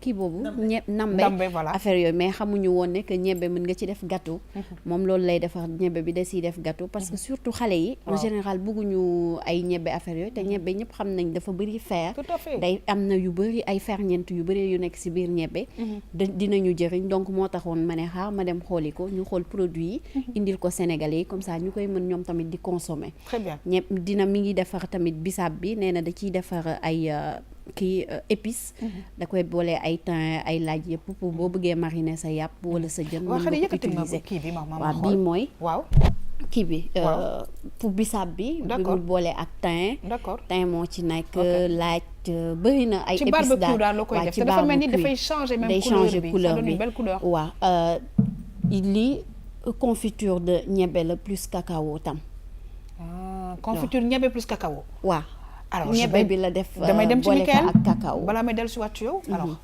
il y a des mélanges yoo xam ne c'est étonnant hein. Ouais, c'est très étonnant parce que moi je me dis parce que je sais pas maa ngi imaginer lekk mélange bi xam lu may goût bi mu lay jox voilà c'est ça d'accord mais je sais que en général le ñebe dafa nekk aliment de base pour beaucoup de pays en Afrique quand tu vas au Cameroun par exemple oui c'est une lekk de base c'est le ñebe nga dem Afrique du Sud même chose tu vas dans les Antilles en général Martinique machin c'est également les c'est le ñebe. C'est vrai.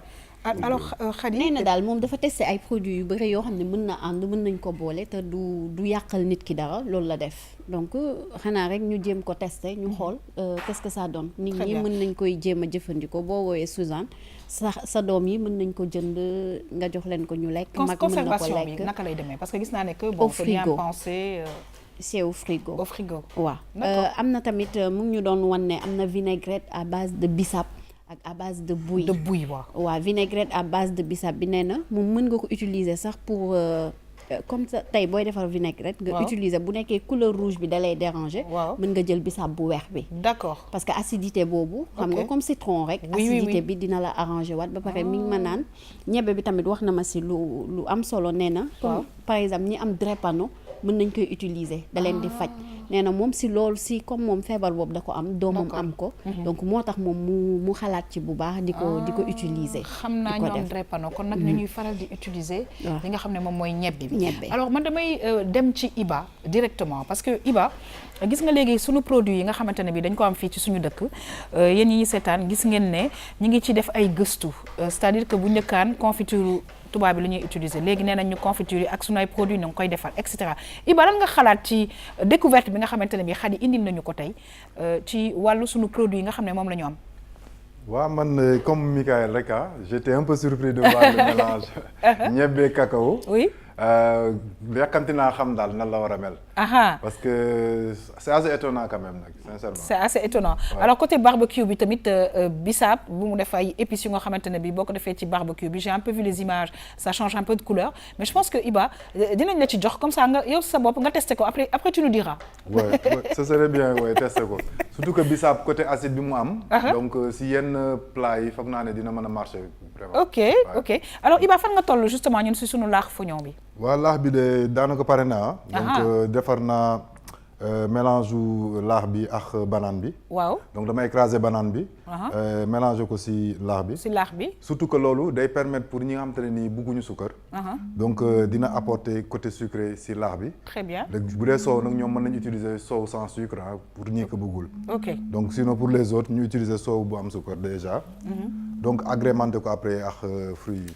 très très bien en tout cas dañu lay remercier dinañu ca cëppaandalu émission bi ñëw présenter li nga xam ne moom mooy fouignon laax fouignon bi amélioré justement avec des fruits Khady ma bàyyi la nga jeexal parce que à chaque fois dañuy wax ne que bon plan seet si leen Khady Didi bu leen buggee nag ñu joxe numéro téléphone joxe adresse fan lañ koy jëndee ak yooyu da ngeen di jaar nag service commercial bu ko defee nit ñi nag mën a xam exactement produit bi fan la ñu koy jëndee Khady ma bàyyi la nga terminer. waaye yaa xam xanaa rek di gërëm Suzanne si produit yi mu ñu indil te rek di ñaaxaat sénégalais yi ñuy gën a jëfandikoo ñun li ñu moom te bàyyi jëggaane bi parce que léegi comme confiture yi léegi am nañ ci pour ñun mieux vaut ñu dem jëndi ko. très bien Ilam loo ci xalaat ci produit yi nga xamante ni ñu ngi koy transformer léegi bu baax a baax. loolu noonu aspect bu am solo la.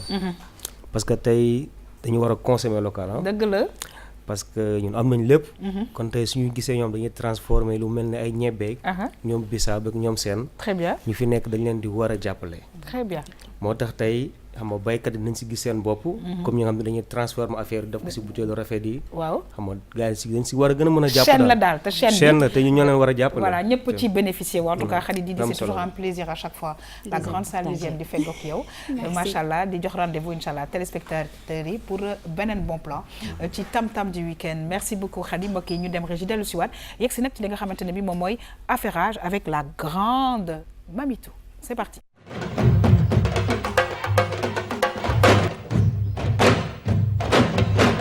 Mamitou ci wàllu affairage tey ci lan la ñuy dooree. yaa xam nga man affairage damay bëgg la plupart du temps di am actualité africaine. ñuy xam suñu modèles yi suñu stars yi suñu idoles yi. ci lan la ñuy nekk ci lan la ñuy dox. surtout bu fekkente ni nekk na loo xamante ni lu am solo la. alors ki ngeen di gis ni à droite moom mooy Oprah Winfrey.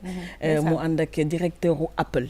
donc Apple day lancer des vidéos en streaming. comme ni ko Netflix di defee. d'accord donc dafa bëgg a commencer concurrencer Netflix. donc mu sollicité ay stars yu bari. dont Oprah. Oprah Winfrey une grande star. voilà exactement donc muy jigéen boo xamante ni aussi bokk na ci référence.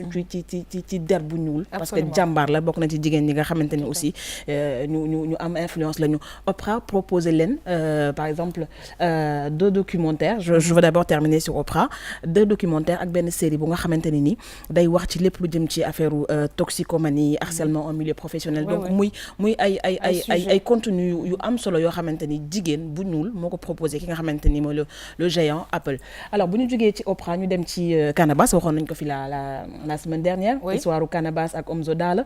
donc juste après Canabasse dina am benn photo bu ñuy gis. photo boobu muy fleur bi. voilà bëgg naa juste ñu taxaw ci 2 petites secondes. donc la fleur là benn bouquet de fleurs la boo xamante ne nii Canabasse moo ko envoyé Omzo Dollar ñu invité ko woon ko ci benn émission rajo. oui j'ai vu la vidéo.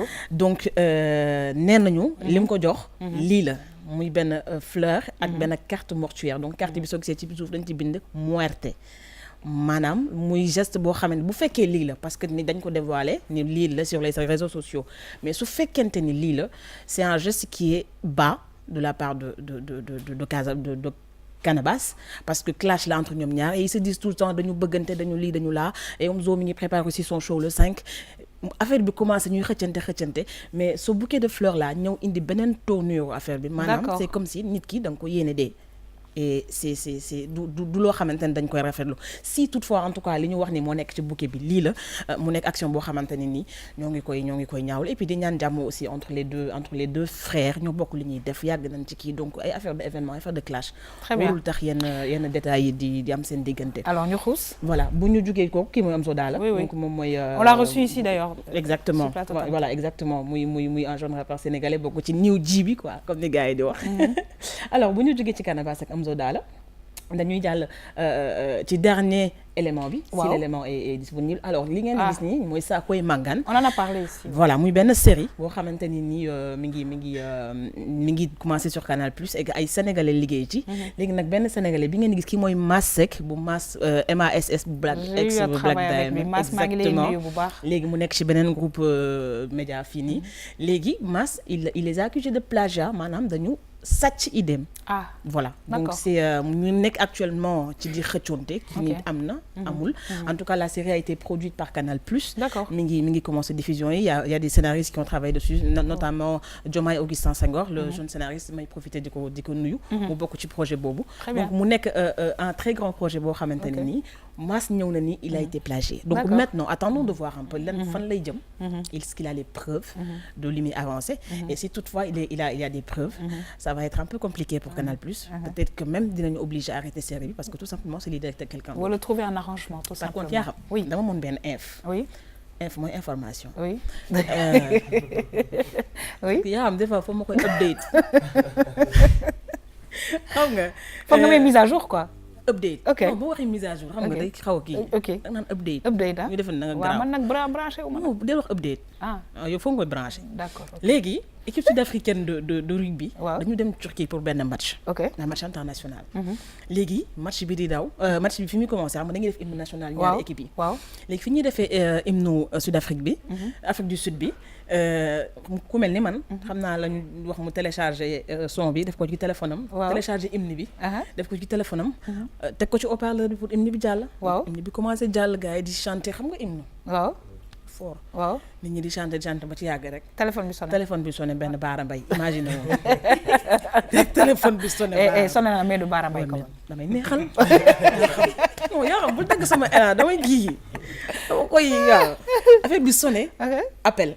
dafa njëkk a commencé message tin gars yi xaw a kii mu sonné carrément.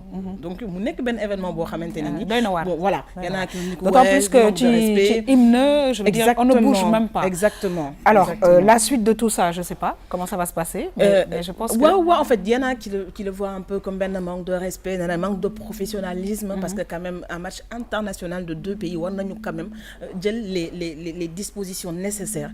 pour que ça se passe quand même dans les meilleures conditions. absolument en tout cas ñu ngi lay gërëm di la sant. plaisir oui plaisir à chaque fois de te recevoir fii ci émission Tam Tam de mais elle est comme ça elle passe tout son temps à rigoler et c'est très bien parce que le week-end on en profite c'est relax alors mbokk yi dañuy dem régie dellu si waat daal di nag jeexal ak suñu xarit Michael Souma ak artiste du jour ñu dem dellu si waat.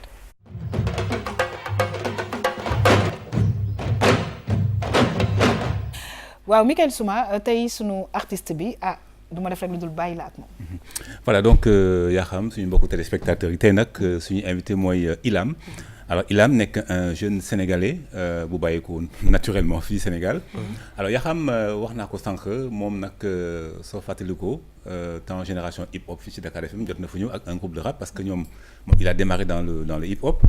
et en 2014 il est parti au Canada. Très bien. À Québec fa la nekk. Mais moom nag c'est intéressant parce que c'est un Sénégalais qui représente dignement son pays. Très bien. N'est-ce pas ci bitim réew. Notamment au Canada. Parce qu'il est parti en 2014 et dès 2016 il a été la révélation de Radio-Canada en musique du monde. D'accord. Voyez-vous, donc c'est quelque chose d'énorme. Ah ben oui. Et voilà, donc il a eu à participer à de gros festivals comme le festival de jazz de Montréal. Les Francopholies, n'est-ce pas, de Montréal. Donc, tu vois, c'est des événements extraordinaires qui se passent au Canada. Très bien. Donc, tu vois, c'est une fierté pour le Sénégal. C'est important ñu fësal ko. Et comme je le disais, am na ñu bari ñoo xam ne ñu ngi bitim réew ay Sénégalais yi fi def liggéey bu doy waar xamuñu leen. dëgg la. Et donc, je pense que c'est l'occasion ñu leen di xamle quoi. Et comme RTS2 dañu ne encore plus proche de vous. ñun ñëpp la ñuy jege. Voilà, exactement. Alors donc moom il joue beaucoup au Canada, il fait les grandes scènes au Canada. Et donc il a réalisé benn clip bu rafet mu ko Missouci. Parce que moom nag mu ngi bàyyeekoo fële quoi Podor. Waaw maa ngi bàyyeekoo ci département Podor Bungalaaw. Voilà. Missouci ça veut dire quoi? waaw Missouci mooy ñame naa ñamewuma quoi, ça parle comme suñu quotidien yi ñuy dund parfois métti dañuy am déception yi ñuy dal. D'accord. Fekk loolu moo inspiré morceau en plus c'est un peu du morceau blues un peu mélancolique. D'accord. Voilà. Alors Michael, qu'est-ce qu'on fait? Non ñu déglu ñu seetaan clip bi. Allez, c'est parti.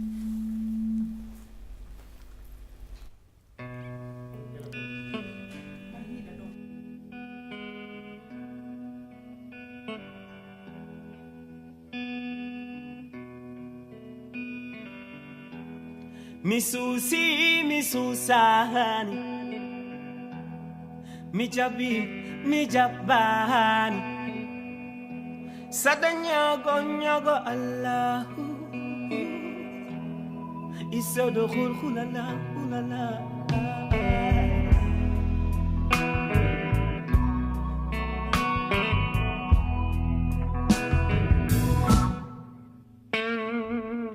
Jamano khande yone satinene Jamano khande yone musiya Hiya jiti la la la la la la La wal jumirajo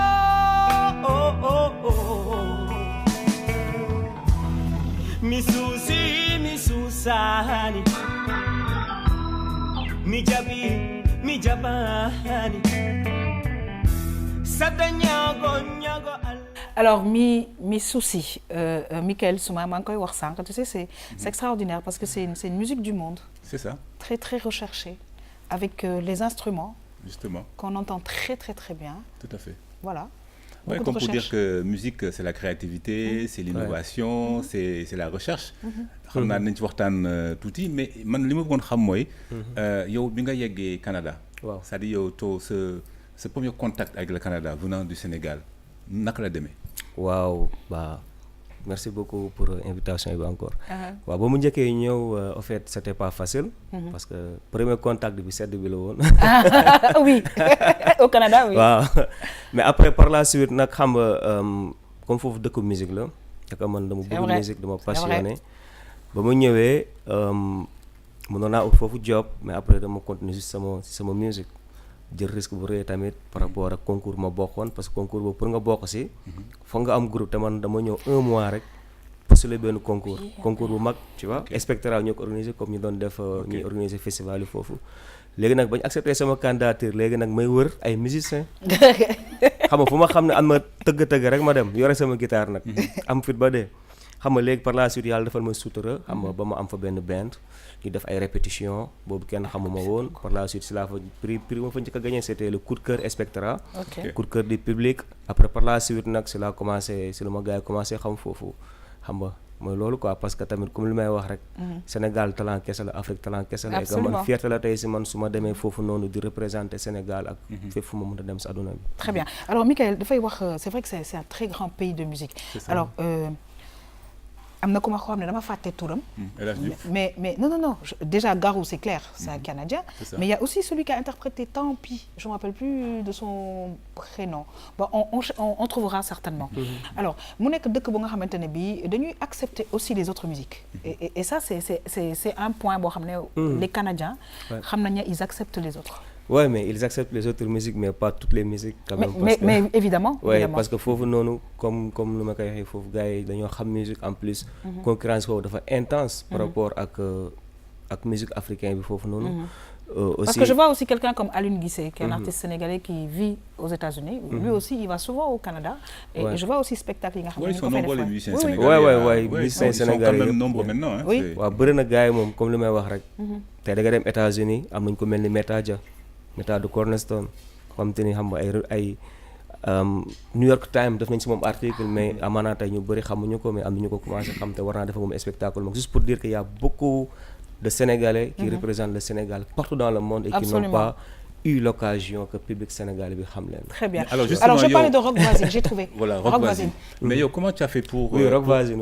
Voilà. Comment tu as fait pour imposer yo justement musique bi, cette musique du monde là, naka nga ta imposer ko fofu? En fait man ba ma ñëwee dama ñëw intégrer tubaab yi. Ok. Parce que parfois da ngay tukki bëgg a rester sa bulle. Tu vois parce que comme li may wax des fois africains yi dafa am ñoom foofu rek la ñuy jouer mais ba ma ñëwee nag dama am fit dama osé quoi dama ñëw dugalanteeg ñoom mais aussi suñu gisee ne le talent yi là dañ lay accompagner. Oui. xam nga par la suite slav ut équipe boo xamante ni. ñoom équipe de booking parce que aussi je travaille avec une grosse scène de label foofu noonu. xam nga may def ay festival yoo xamante ni parce que xam nga parfois comme soo gisee may def blues def beneen musique parce que des fois gars dañu defee ne Afrique c'est juste tribal. Afrique est contemporain et urbain. Absolument. Et douce aussi. Fait que c'est Afrique boobu noonu laay présenter sama musique. Très bien alors Michael peut-être ñu bàyyi ko mu am lu mu ñu jouer. avec sa guitare aussi. ñu jeexal émission bi. oui allez Ilam. yes. mun naa dégg guitare please. oui. waaw morceau bii nag moo ngi tudd Sénégal. Sénégal. parce que dama toog Montréal. gars yi def ay moins 30 mu sedd trop. man na mu sama réew. ndeysaan composé morceau bii di si rendre hommage.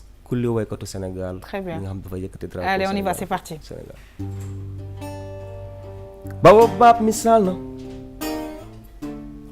ceddo seddema. xalam demoon na bay ne. ndongo loogu dee na. cey jamono. baba mala salminima. Youssou Ndour Ndiaga Mbaye. déglul xalamu jibi mbay jee. coon am na jaaga xaar mbay ma jaaga Souleymane Faye. Très bien. Et très très bien. Guitare bi son wu guitare bi. Yeah. Aha.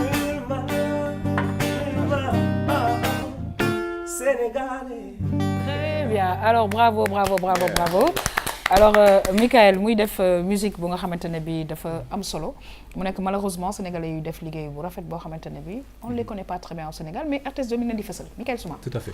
Alors voilà, donc c'est un plaisir hein. Bon, c'est vrai que invité nañ ko fi tey. Je pense que moom dina fi dellu si waat avec son groupe. Parce que je pense qu'il a un projet, n'est-ce pas ñëw fi ak son groupe et ce sera l'occasion justement de le présenter en live carrément avec son band quoi. Très bien.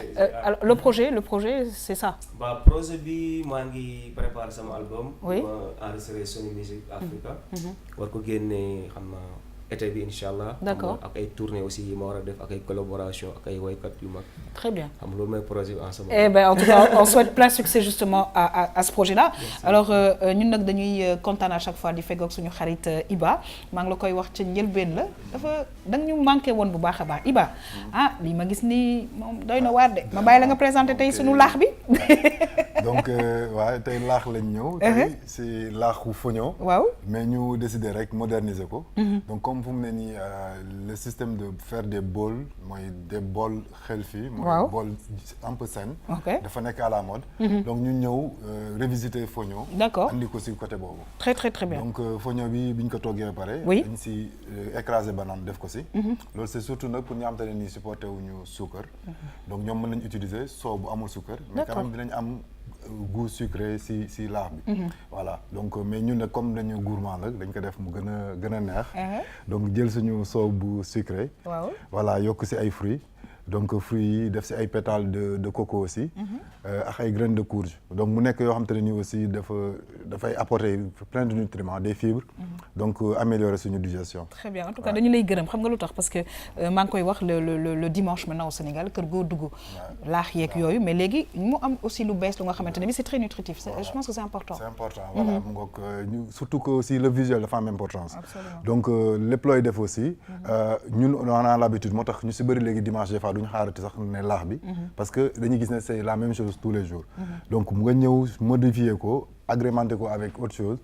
mu neex a gis c'est important aussi pour que nit ñi sawar di ko lekk. très bien en tout cas mbokk yi di fàttali ne Iba mi ngi ci réseaux sociaux yëpp les ateliers de Iba yaakaar naa ne ku ko xamul tamit dégg nga ko di fàttali ne day nekk ak ñun les jeudis dans l'émission Tam Tam waaye nag aussi en live and direct mi nga xamante ne daf ñuy neex bu baax a baax fii ci émission Tam Tam du week-end Iba maa ngi lay gërëm di la sant bu baax a baax. di la fay yaa xam di sant aussi ñi ma bokkal plateau bi. ñi fi jógee première équipe par deuxième. donc daanaka ñaar yëpp ku si nekk da ngay ñëw apporter sa touche. absolument donc mu doon émission boo xamante ne nii c'est agréable à assister. ba pare di ko suivre aussi tous les week-ends. merci c'est un très grand plaisir alors Michael Souma ñi ngi lay gërëm di la sant waaye Michael gis nga nag vraiment fognon bi nga xamante ne bii defar nañ ko laax amélioré ak ay fruits mu nekk aussi lu am solo. Mais justement c'est le fameux mélange là dont on parlait donc très joli mélange belle présentation. chapeau à Iba. très bien kon bu ci kanamee ma tibbal la si bu mel nii. waaw ñu seet rek. waaw comme ni nga wax nag neex na ma parce que Sénégal dañu war a wax ñu. nee naa la ma tibbal nag mais nga ne ma ñu c'est important ñoo ko bokk kon nag nañuy bokk lépp di bokk lekk géek yëpp Michael Souma ñoo ngi lay remercier plaisir de te retrouver inchallah la semaine prochaine ñu fàttali nag ne am na lu nga xam ne yaa ngi koy préparer ay émission ak ay artistes te yow boo taxawee ak musicien dinañ xam ne connaisseur moo fa taxaw Michael Souma. merci beaucoup Yakham merci donc ak ñi ma bokkal plateau bi merci à Iba. Donc di jox daje donc aux téléspectateurs samedi prochain et encore une fois bonne continuation à Ilam donc qui nous représente dignement hors du Sénégal. Merci beaucoup Michael Souma di remercier la grande Saint-Louisienne El Khady Didi merci beaucoup ci bon plan yi nga xamante ne bi yaa ngi ñu koy indil kon nag ñuy def des tests tout simplement parce que création bi mi ngi fii. waaw yaa xam comme ni nga ko waxee rek ñuy def ay tests création yaa ngi fi comme Iba gis nga li mu def. may ñu guitare en attendant ñu yegg si vas-y may. waaw Iba laa xam bi moom daf may jox envie dimanche moom il faut ma defar ko incha allah. très bien waaw maa ngi tàggu ñi ma bokkaloon plateau bi di kontaan ci téléspectateur RTS 2 di leen jox rendez-vous samedi prochain ci beneen bon plan. Très très très bien alors gis nga nag la star naka laa koy accompagner ak guitare. Elle c'est Mamito. nii laa lay accompagner. am solo ba technique. ah sànq ba léegi sama jàmm. yow maa ngi jéem a accompagner wax ay wax lekk. non yaa j'aime bien. là depuis semaine passée première semaine. waaw ñu gisee fii. waaw la commencé laaj. kan waay Iba waxal waay. est-ce que gan dina yeewi ay bëy. moo ma jaaxal yeewu ma benn bëy man laax laa laaj. yeewu ma benn bëy. laax. waaw mami damay dem si ay kër yu am ngénte di nuyoo di toog di lekk laax di dem. c'est pas vrai tu fais ça. c'est grave. Mamito sa sañ sa rafet na kan moo ko def. Merci beaucoup kii nag c'est une jeune sénégalaise. Oui. Nabou ak markam tudd Sawan. mu ngi nekk sur la route de l'ancien aéroport. mu nekk aussi un style très décontracté style bu nice bu nga xamante ni ça va à tout le monde. et il est joignable au 77 794 33 37 di continuer aussi de remercier comme toujours Nogay Ndiaye Mourgay madame Onglemania madame Fantasika pour le maquillage et je vous donne rendez-vous la semaine prochaine pour ñoo ngi lay gërëm di la sant bu baax a baax xam naa ne Ilam da ngay terminer ak tuuti loo ñu woyal mais ñu ngi lay vraiment souhaiter bonne continuation franchement. Ça fait plaisir. Merci beaucoup. Merci beaucoup pour invitation bi kontaan naa trop. Très bien ci plateau bi. Merci beaucoup mbokk yi maa ngi gërëm di sant nag ki nga xamante ni moom mooy Modou Gueye héritage moom moo jaar ci sañse bi waaye di gërëm Baba Guissé nga xamante ne bi moo nekk prestige fii soriwul ministère de l'intérieur moo jaar ci bijoux yi tey mbokk yi di leen jox nag rendez-vous incha allah très bientôt ci chaîne bi lee ñu duppee RTS2 merci à tous et puis passez un excellent week-end bonne suite des programmes sur cette belle chaîne au revoir.